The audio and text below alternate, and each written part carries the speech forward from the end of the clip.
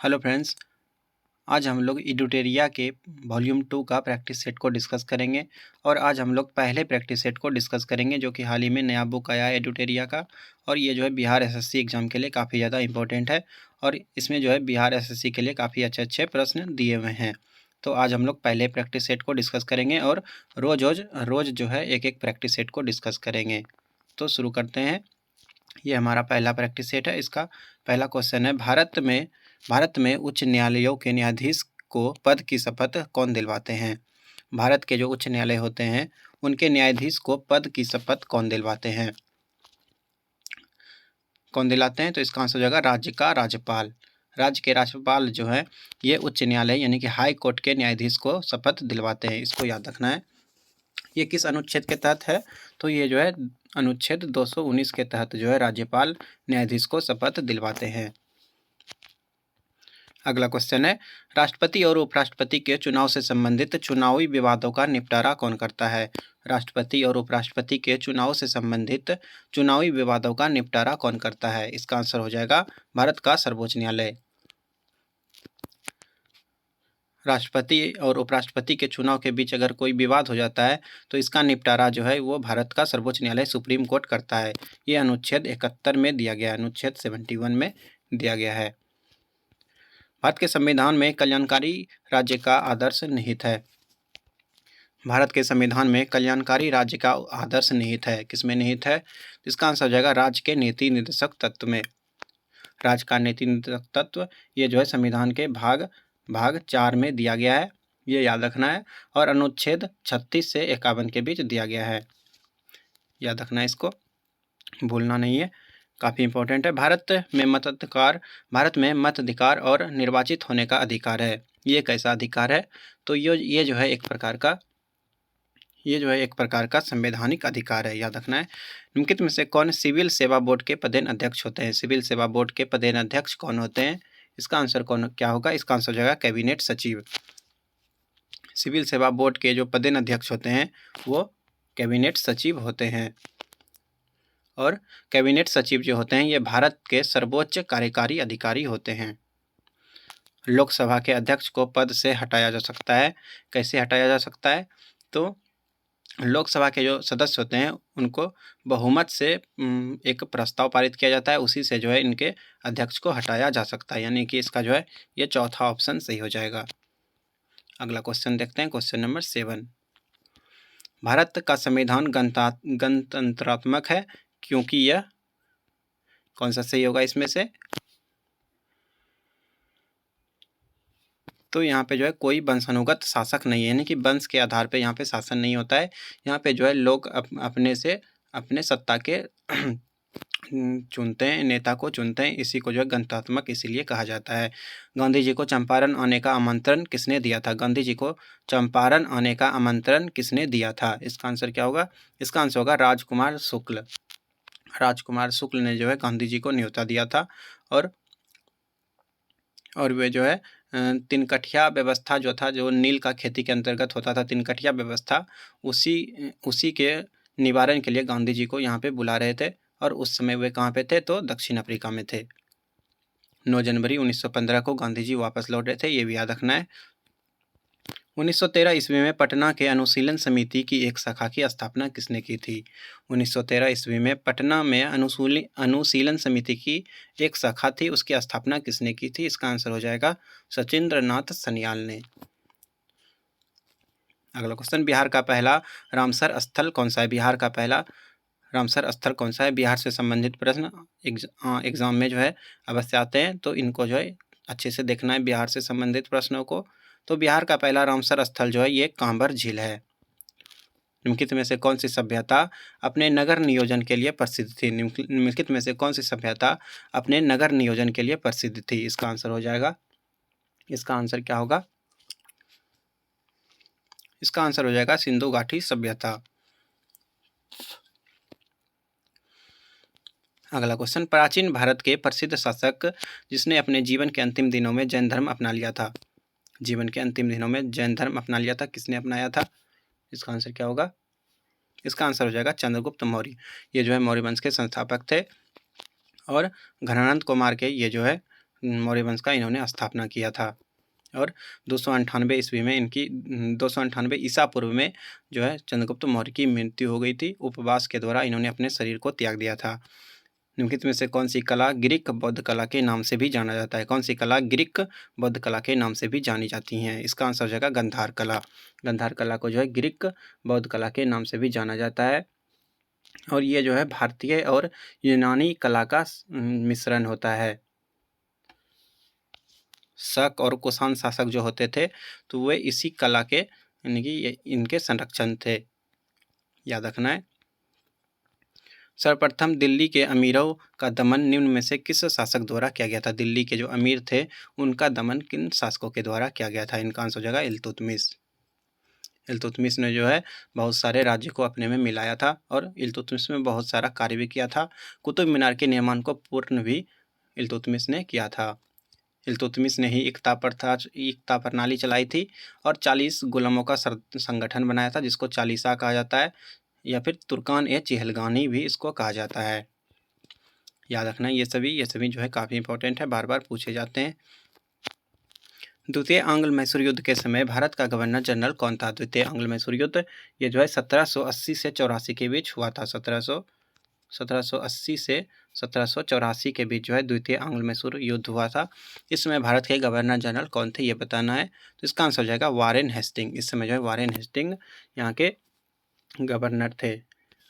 और मंगलौर की संधि के द्वारा जो है आंग्ल मैसूर युद्ध ये समाप्त हुआ था। मंगलौर की संधि के द्वारा ये युद्ध समाप्त हुआ था। किसने कहा था कांग्रेस केवल सूक्ष्मदर्शी अल्पसंख्यक का प्रतिनिधित्व करती हैं? इसका आंसर क्या होगा? इसका आंसर हो जाएगा लॉर्ड डफरिन। लॉर्ड डफरिन का यह मानना था कि कांग्रेस केवल सूक्ष्मदर्शी अल्पसंख्यक का प्रतिनिधित्व करती हैं। अगला क्वेश्चन, पूना सार्वजनिक सभा की स्थापना किसके द्वारा किया गया था? पूना सार्वजनिक सभा की स्थापना किसके द्वारा किया गया था यह बताना है। इसका स्थापना जो है 1867 में हुआ था और एमजी रनाडे ने इसका स्थापना किया था। याद रखना है एमजी रनाडे ने पूना सार्वजनिक सभा का स्थापना किया था। विजयनगर साम्राज्य की वित्तीय व्यवस्था का मुख्य विशेषता क्या था? विजयनगर साम्राज्य की वित्तीय व्यवस्था का मुख्य विशेषता क्या था? तो इसका सही आंसर हो जाएगा भू राजस्व। यहाँ का जो ये प्रमुख विशेषता था। किस मुगल बादशाह के विरुद्ध जौनपुर से फतवा जारी हुआ था? किस मुगल बादशाह के विरुद्ध जौनपुर से फतवा जारी हुआ था? तो ये जो है अकबर, इसका सही आंसर हो जाएगा। अकबर के विरुद्ध जो है अकबर के विरुद्ध 1580 ईस्वी में जौनपुर के एक धर्मगुरु ने सभी मुस्लिमों को अकबर के विरुद्ध विद्रोह करने के लिए फतवा जारी किया था। यानी कि अकबर के खिलाफ जो है एक आंदोलन था ये फतवा, और इसमें जो है मुस्लिम लोग शामिल थे। नीचे दिए गए घटनाएं तथा उसके तिथि का मिलान करना है, बताना है कि कौन सा यानी कि कब हुआ था। रॉलेट एक्ट ये कब हुआ था? तो ये जो है 19 मार्च 1919 को यह लागू हुआ था। ये सही हो जाएगा। रॉलेट सत्याग्रह ये 6 अप्रैल 1919 इसका सही आंसर हो जाएगा। रॉलेट एक्ट जो है ये 19 मार्च 1919 को हुआ था और रॉलेट सत्याग्रह 6 अप्रैल 1919 को। और जलियांवाला बाग हत्याकांड जो हुआ था ये कब हुआ था? तो ये जो है 13 अप्रैल 1919 को हुआ था। और भारतीय राष्ट्रीय कांग्रेस का अमृतसर अधिवेशन ये 2 दिसंबर 1919 को हुआ था। ये सभी इंपॉर्टेंट डेट है, इसको याद रखना है। इसका जो है ये चौथा वाला ऑप्शन बिल्कुल सही हो जाएगा। अगला क्वेश्चन, भारत का अपने पड़ोसी देशों के मध्य अंतर्राष्ट्रीय सीमा के विस्तार का आरोही क्रम क्या है? भारत का अपने पड़ोसी देशों के मध्य अंतर्राष्ट्रीय सीमा के विस्तार का सही क्रम क्या है? सही क्रम कौन सा ये दिखाना है। यानी कि सबसे कम जो है किसके साथ है? इसमें से सबसे कम जो है वो नेपाल के साथ सबसे कम सीमा है, यानी कि इसका लंबाई जो है वो कम है। सबसे ज़्यादा जो है बांग्लादेश के साथ है। तो ये दूसरा वाला तो सही लग रहा है, यही होगा, क्योंकि शुरू में नेपाल है, लास्ट में बांग्लादेश है, तो यही सही हो जाएगा। बांग्लादेश का जो सीमा होता है वो लगभग 4096 किलोमीटर का है और नेपाल का जो सीमा है ये 1751 किलोमीटर का है। याद रखना है सबसे अधिक बांग्लादेश का है 4096 किलोमीटर। निम्नलिखित में से कौन सा जिला धारवाड़ भूस्तरीय रचना वाला नहीं है? कौन सा जिला धारवाड़ भूस्तरीय रचना वाला जिला नहीं है? इसका आंसर हो जाएगा रोहतास। रोहतास इसका सही आंसर हो जाएगा। अगला क्वेश्चन, अटल टनल से संबंधित निम्नलिखित कथनों पर विचार कीजिए और उसमें से सही कौन है, इसका चूज करना है। इसका निर्माण सड़क संगठन द्वारा किया गया था, सड़क सीमा संगठन द्वारा किया गया था। ये जो है ये सही है। यह मनाली और लाहौल स्पीति घाटी को जोड़ता है, ये भी सही है। यह हिमालय के पीर पंजाल पर्वत श्रृंखला के साथ मध्य स्थित है, ये भी सही है। यह भारत के लिए सामरिक दृष्टि से महत्वपूर्ण है, ये भी सही नहीं कि इसका जो है चारों कथन वो सही है। चारों कथन यानी कि इसका चौथा वाला ऑप्शन सही हो जाएगा। नर्मदा घाटी किन पर्वत श्रृंखलाओं के बीच स्थित है? नर्मदा घाटी ये किन दो पर्वतों के श्रृंखलाओं के बीच स्थित है? इसका आंसर क्या होगा? तो इसका आंसर हो जाएगा सतपुरा और विंध्याचल। ये जो है नर्मदा नदी इन्हीं के बीच में बहती हैं। उत्तर भारत और दक्षिण भारत को कौन सा पर्वत अलग करता है? तो ये जो विंध्याचल पर्वत है ये उत्तर भारत और दक्षिण भारत को अलग करता है, ये भी याद रखना है। सूची 1 को सूची 2 से यहाँ पे मिलाना है। लौह अयस्क क्षेत्र और राज्य का मिलान करना है कि कौन से राज्य में कौन सा अयस्क मिलता है जनरली। तो इसमें से जो है बादाम पहाड़ में क्या मिलता है? बादाम पहाड़ ये जो है एक लौह अयस्क क्षेत्र है, ये उड़ीसा में है। और डल्ली राजहरा ये कहाँ पे है? ये जो है छत्तीसगढ़ में है। नोआमुरी ये कहाँ पे है? ये है झारखंड में। और कुद्रेमुख ये कर्नाटक में है, याद रखना है इसको। अफ्रीका का सर्वोच्च पर्वत शिखर माउंट किलिमंजारो अवस्थित है। सर्वोच्च पर्वत शिखर अफ्रीका का जो है माउंट किलिमंजारो ये कहाँ पे अवस्थित है, ये बताना है। तो ये जो है तंजानिया में अवस्थित है। किलिमंजारो तंजानिया में अवस्थित है, याद रखना है ये सबको। भारत में ग्रीष्मकालीन मानसून के प्रवाह की सामान्य दिशा है। ग्रीष्मकालीन जो मानसून होता है उनका प्रवाह जो होता है वो किस दिशा से किस दिशा की ओर होती है? इसका आंसर हो जाएगा दक्षिण पश्चिम से उत्तर पूर्व की ओर। दक्षिण पश्चिम से उत्तर पूर्व की ओर होती हैं और इससे जो है काफ़ी ज़्यादा वर्षा होता है, याद रखना है। सूची 1 को सूची 2 से मिलाना है, फिर से मिलान करना है। देश और उसका राजधानी के बीच यहाँ पे मिलान करना है कि किस देश का राजधानी क्या होगा, ये यहाँ पे मिलान करना है। उज्बेकिस्तान का राजधानी कहाँ है? तो ताशकंद है। तजाकिस्तान का कहाँ है? दुशांबे है। किर्गिस्तान का कहाँ है? तो बिश्केक है। तुर्कमेनिस्तान का अशगाबाद है। यानी कि ये चारों जो है 1 का 1 2 का 2, ये पहला वाला ऑप्शन बिल्कुल सही है। निम्नलिखित में से कौन मुद्रा के अवमूल्यन का सबसे संभावित प्रभाव होगा? निम्नलिखित में से कौन मुद्रा के अवमूल्यन का सबसे संभावित प्रभाव होगा? क्या प्रभाव होगा अगर मुद्रा का अवमूल्यन हुआ तो निर्यात में वृद्धि हो जाएगा। वह दर जिस पर अनुसूचित वाणिज्य बैंक रिजर्व बैंक से रातों रात धन की अतिरिक्त राशि उधार ले सकते हैं, किस दर पे लेते हैं, उस रेट को क्या कहा जाता है? तो उसको जो है कौन सा रेट कहा जाता है, ये बताना है। इसका आंसर हो जाएगा सीमांत अस्थायी सुविधा दर। निम्नलिखित में से अगला क्वेश्चन, निम्नलिखित में से कौन सा कार्य आरबीआई से संबंधित नहीं है? आरबीआई से संबंधित नहीं है, कौन सा संबंधित नहीं है?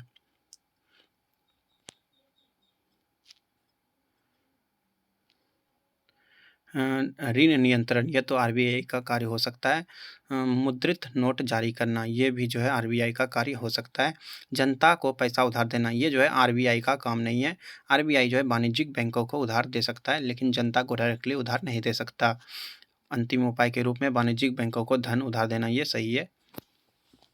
यानी कि इसमें तीसरा वाला वो आरबीआई से संबंधित नहीं है। भारत को आत्मनिर्भर और स्व उत्पादक अर्थव्यवस्था के रूप में स्थापित करने का प्राथमिक लक्ष्य किस पंचवर्षीय योजना का था? किस पंचवर्षीय योजना का लक्ष्य भारत को आत्मनिर्भर और स्व उत्पादक अर्थव्यवस्था के रूप में स्थापित करना था, ये यहाँ पे बताना है। इसका आंसर हो जाएगा तीसरी पंचवर्षीय योजना। तीसरी पंचवर्षीय योजना ये 1961 से 1966 तक चला था, याद रखना है। राष्ट्रीय आय लेखांकन का जन्मदाता किसे कहा जाता है? राष्ट्रीय आय लेखांकन का जन्मदाता ये किसको कहा जाता है? इसका आंसर हो जाएगा साइमन कुजनेट्स को। अंतर्राष्ट्रीय मुद्रा कोष एवं विश्व बैंक का मुख्यालय कहाँ है? विश्व बैंक का मुख्यालय जो है वो वाशिंगटन डीसी में। अंतर्राष्ट्रीय मुद्रा कोष IMF का भी मुख्यालय वहीं पे है, याद रखना है। दोनों का मुख्यालय जो है वाशिंगटन डीसी अमेरिका में स्थित है।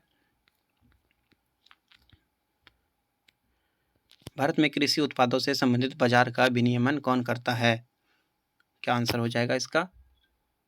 इसका आंसर हो जाएगा कृषि उत्पाद बाजार समिति अधिनियम।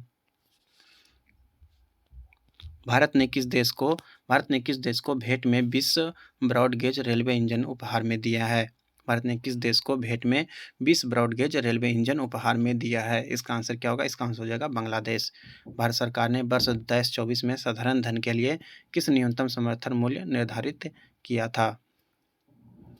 धान जो होता है, धान के लिए 23-24 में न्यूनतम समर्थन मूल्य कितना निर्धारित किया था? धान के लिए ये बताना है। तो धान के लिए जो है सरकार ने कितना मूल्य निर्धारित किया था? तो 2183 रुपये, 2183 रुपये जो है इसका MSP लगाया गया था। किस मंत्रालय द्वारा पोषण भी पढ़ाई भी कार्यक्रम शुरुआत की गई है? पोषण भी पढ़ाई भी ये किस मंत्रालय के द्वारा शुरू किया गया है? इसका आंसर हो जाएगा केंद्रीय महिला एवं बाल विकास मंत्रालय। केंद्रीय महिला एवं बाल विकास मंत्रालय कौन सा योजना हुआ है? तो पोषण भी और पढ़ाई भी। ये जो है आंगनबाड़ी से संबंधित है, बच्चों के देखभाल से। उसके बाद है चंद्रयान 3 जिसे हाल ही में प्रक्षेपित किया गया है का कुल वजन लगभग कितना है? चंद्रयान 3 इसका वजन कितना था ये बताना है। तो चंद्रयान 3 का वजन जो है वो 3900 kg था, 3900 kg। इसको 14 जुलाई 2023 को LMV M3 M4 रॉकेट के जरिए श्रीहरिकोटा से जो है लॉन्च किया गया था। कुल वजन कितना था? तो 3900 kg था, इसको याद रखना है। चंद्रयान 1 को कब लॉन्च किया गया था? तो चंद्रयान 1 को 2008 में लॉन्च किया गया था और चंद्रयान 2 को 2019 में लॉन्च किया गया था। और वही अगर चंद्रयान 3 का बात किया जाए तो ये 2023 में लॉन्च किया गया था, ये सभी याद रखना है। विश्व पर्यावरण दिवस 2023 का थीम क्या है? विश्व पर्यावरण दिवस 2023 का थीम क्या है? पर्यावरण दिवस ये जनरली 5 जून को ही मनाया जाता है और 2023 में जो इसका थीम था वो था प्लास्टिक प्रदूषण का समाधान। हाल ही में किस राज्य के दुबराज चावल को GI टैग दिया गया है? किस राज्य के दुबराज चावल को GI टैग दिया गया है? दुबराज चावल ये एक प्रकार का चावल है, काफ़ी अच्छा किस्म का चावल है। ये कहाँ का है ये बताना है। तो ये जो है छत्तीसगढ़ का है। बिहार का एक मुरखा चावल भी है, मरखा चावल है, इसको भी GI टैग मिला है। और मध्य प्रदेश के रीवा आम को मिला है। उत्तर प्रदेश के हसरत की हिंग को भी मिला है, ये सभी याद रखना है। निम्नलिखित राज्य और उनके राज्यपाल का कौन सा सही सुमेलन है? राज्य और राज्यपाल का यहाँ पे मिलान करना है। तो बिहार राज्य और राज्यपाल का यहाँ पे मिलान करना था और कौन सा सही नहीं है ये बताना है यहाँ पे। केरल का आरिफ मोहम्मद खान ये वाला सही है। नागालैंड का ला गणेशन ये भी सही है। राजस्थान का कलराज मिश्र ये भी सही है। त्रिपुरा का गुरमीत सिंह ये सही नहीं है। त्रिपुरा के जो है राज्यपाल वो गुरमीत सिंह नहीं है। त्रिपुरा के राज्यपाल सत्यदेव नारायण सिंह हैं, सॉरी सत्यदेव नारायण आर्य हैं,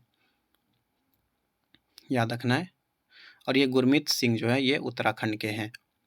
ICC क्रिकेट वर्ल्ड कप 2023 में कुल कितने टीम भाग ले रही हैं? इसका आंसर क्या होगा? ICC वर्ल्ड कप 2023 में कुल कितना टीम ने भाग लिया था? इसका आंसर हो जाएगा 10 टीम ने भाग लिया था। क्वेश्चन नंबर 44, हाल ही में बिहार का नया महाधिवक्ता किसे नियुक्त किया गया है? हाल ही में बिहार का नया महाधिवक्ता किसे नियुक्त किया गया है? इसका आंसर हो जाएगा PK शाही। साहित्य के क्षेत्र में नोबेल पुरस्कार 2023 किसे सम्मानित किया गया है? साहित्य के क्षेत्र में नोबेल पुरस्कार 2023 किसको मिला है? नोबेल पुरस्कार 2023 ये किनको मिला है? तो ये जो है ये जॉन फांसे को मिला है। ये जो है एक प्रकार के नाटककार हैं, इन्हीं को नोबेल मिला है।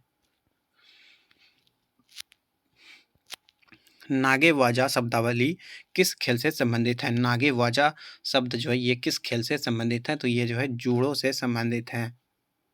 जोड़ों से संबंधित है, याद रखना है।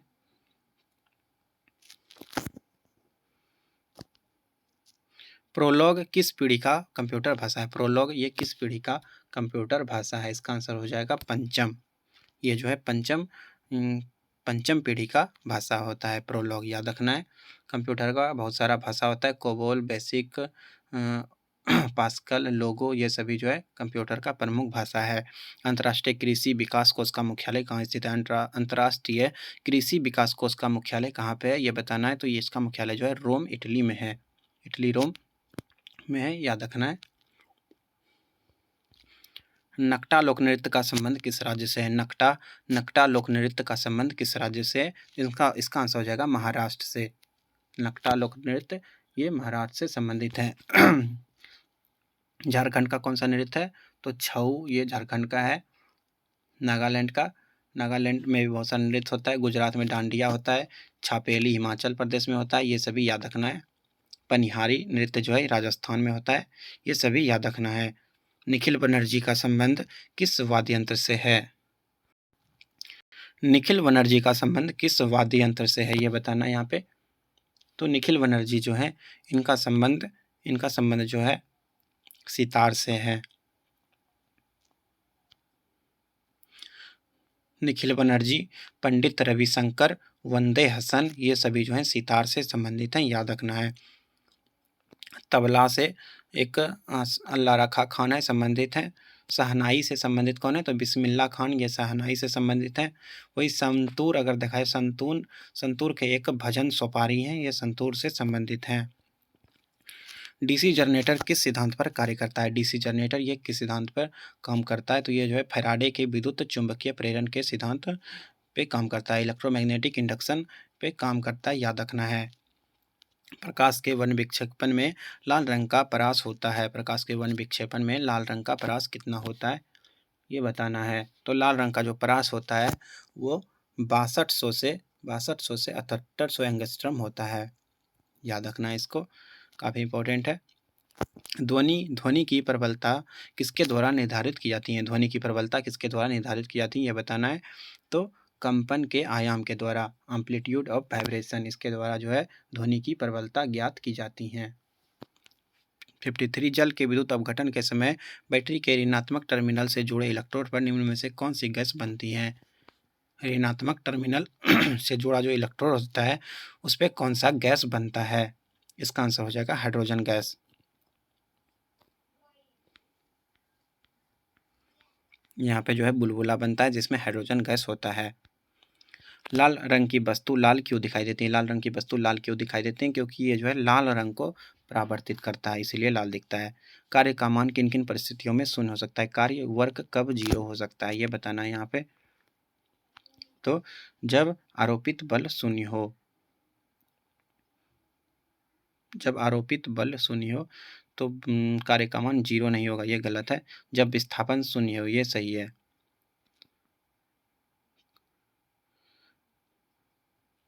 कार्य का फार्मूला होता है फोर्स इंटू डिस्प्लेसमेंट, और जब फोर्स या तो विस्थापन का वैल्यू 0 रहेगा तभी 0 होगा। यहाँ पे बल की दिशाएं परस्पर लंबवत तो 90 डिग्री है, तो इसीलिए यहाँ पे 0 होगा, तो ये भी सही है। तो इसमें बी और सी दोनों सही है, याद रखना है। R1 R2 रेजिस्टेंस का 2 समांतर क्रम में जोड़ा हुआ है, इसको समतुल्य प्रतिरोध क्या होगा? समांतर क्रम में क्या होता है ये बताना है।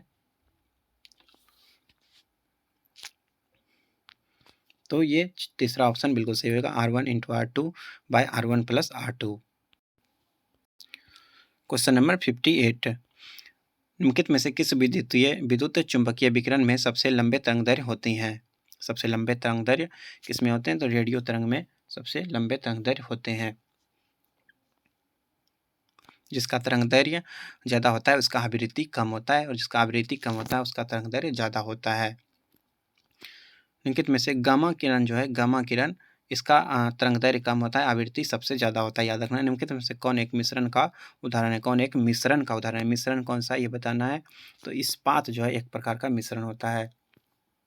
इस्पात जो है ये मिश्रण होता है, इसमें लोहा, कार्बन ये सभी मिला होता है। लोहा में कुछ कार्बन मिला होता है और भी कुछ अन्य तत्व मिला जाता है, जैसे क्रोमियम, निकेल, ये सभी का मिश्रण इस्पात कहलाता है। कार्नेलाइट किस धातु का अयस्क है? कार्नेलाइट ये किस धातु का अयस्क है? इसका आंसर हो जाएगा पोटेशियम का।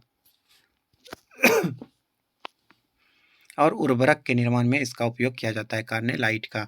हीलियम के नाभिक में होता है। हीलियम के नाभिक में क्या होता है ये बताना है। हीलियम का परमाणु संख्या 2 होता है और इसके नाभिक में क्या होता है? तो इसके नाभिक में 2 प्रोटॉन और 2 न्यूट्रॉन होते हैं। 2 प्रोटॉन और 2 न्यूट्रॉन होते हैं, याद रखना है।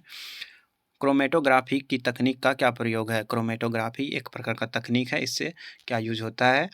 तो इससे जो है रंगीन रसायन के मिश्रण से पदार्थ को अलग करना होता है।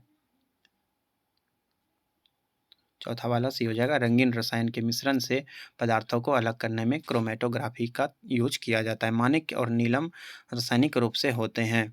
माणिक्य और नीलम ये क्या होते हैं बताना है। तो ये जो है एल्युमिनियम ऑक्साइड होते हैं। एल्युमिनियम ऑक्साइड के क्रिस्टलीय रूप होते हैं, याद रखना है। जर्मन सिल्वर में चांदी का प्रतिशत होता है। जर्मन सिल्वर में चांदी का प्रतिशत 0% होता है। जर्मन सिल्वर में तांबा और जस्ता और निकेल का मिश्रण होता है। तांबा, जस्ता, निकेल 50, 35 और 15 के अनुपात में रहता है। 50, 35, 15 याद रखना है। जर्मन सिल्वर में चांदी नहीं होता है। निम्नलिखित में से किस पदार्थ की विशिष्ट ऊष्मा सबसे अधिक है? विशिष्ट ऊष्मा किसका सबसे अधिक होता है ये बताना है यहाँ पे।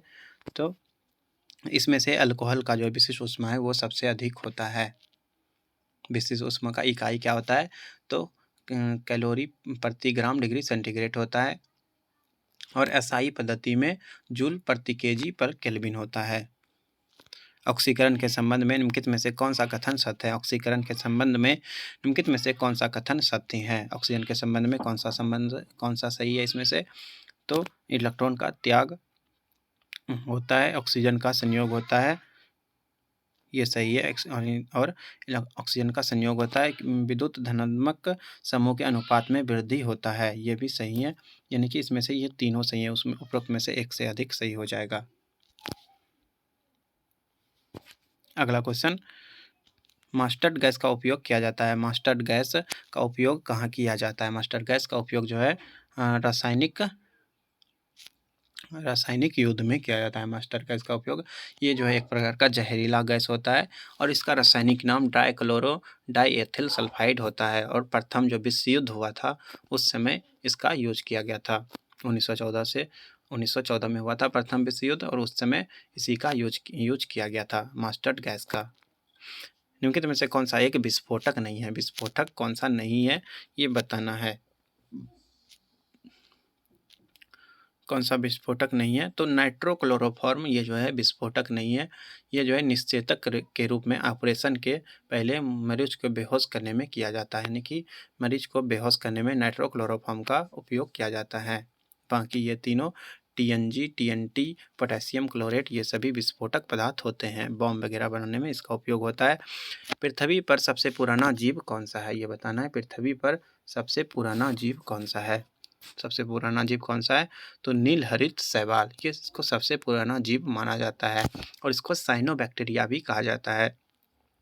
ये जो होते हैं ये धूप और पानी से अपना खाना बनाते हैं, याद रखना है।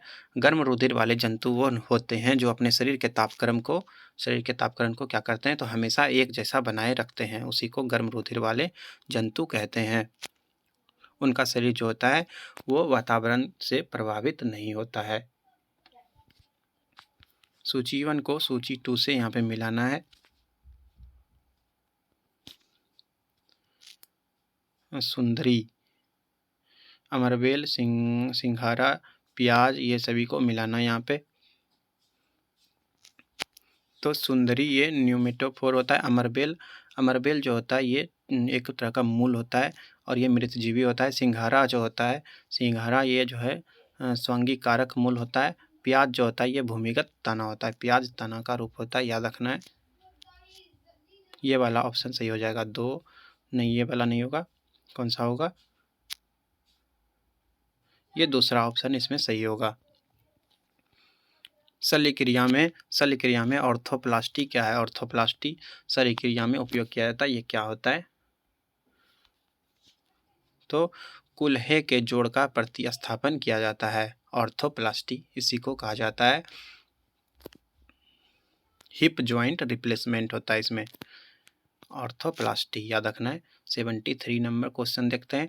मानव शरीर में पाचन अधिकांशतः भाग किस अंग में होता है? पाचन का अधिकांश भाग ये जो है छोटी आंत में होता है। छोटी आंत में सबसे अधिक पाचन होता है, मेनली यहीं पे पाचन होता है। इसका लंबाई लगभग 6 मीटर का होता है, याद रखना है। और ये सबसे लंबा पाचन ग्रंथि है। इंसुलिन में निम्नलिखित में से कौन सी धातु उपस्थित होती है? इंसुलिन में निम्नलिखित में से कौन सी धातु उपस्थित होती है? इंसुलिन में कौन सा धातु होता है? तो इंसुलिन में जो है जस्ता उपस्थित होता है, जस्ता। इंसुलिन कहाँ से स्रावित होता है? तो अग्नाशय से। अग्नाशय के लैंगरहैंस द्वीपिकाओं से जो है बीटा कोशिकाओं के द्वारा इंसुलिन स्रावित होता है। डिटेल में दिया, इसको याद रखना है। डिटेल में है कि बीटा कोशिकाओं के द्वारा इंसुलिन स्रावित होता है, जो कि अग्नाशय के लैंगरहैंस में उपस्थित होता है। जनरली ऐसे अग्नाशय भी रहता है ऑप्शन में कि इंसुलिन अग्नाशय से स्रावित होता है, याद रखना है। हेपेटाइटिस रोग से मनुष्य शरीर का सीधा प्रभावित होने वाला अंग। हेपेटाइटिस में कौन सा अंग जो है प्रभावित होता है, ये बताना है। तो हेपेटाइटिस में जो है यकृत प्रभावित होता है। यकृत सबसे बड़ी ग्रंथि यकृत होता है, और इसी में जो है जलन वगैरह हो जाता है और सूजन हो जाता है उसी हेपेटाइटिस में, याद रखना है। ये जो है हेपेटाइटिस बी नामक वायरस से होता है। इसके बाद जो है मैथ्स के प्रश्न दिए हुए हैं। अभी हम लोग मैथ्स के प्रश्नों को डिस्कस नहीं करेंगे, अभी हम लोग जीके जीएस के प्रश्नों को ही डिस्कस करेंगे। मैथ्स के प्रश्न हम लोग अलग वीडियो में डिस्कस करेंगे सेपरेटली। तो धन्यवाद, मिलते हैं अगले वीडियो में। सेट नंबर 2 में मिलते हैं। धन्यवाद।